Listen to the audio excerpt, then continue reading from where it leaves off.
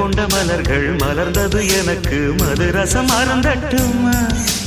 விடுகின்ற வரையில் முடிகின்ற வரையில் கவிதைகள் எழுதட்டுமா முத்தம் என்ற கடலில் முத்து குளிப்போமா அழகு அழகு ஓ நீ நடந்தால் நடையழகு நெருங்கி வரும் இடையழகு வேலெறியும் விழியழகு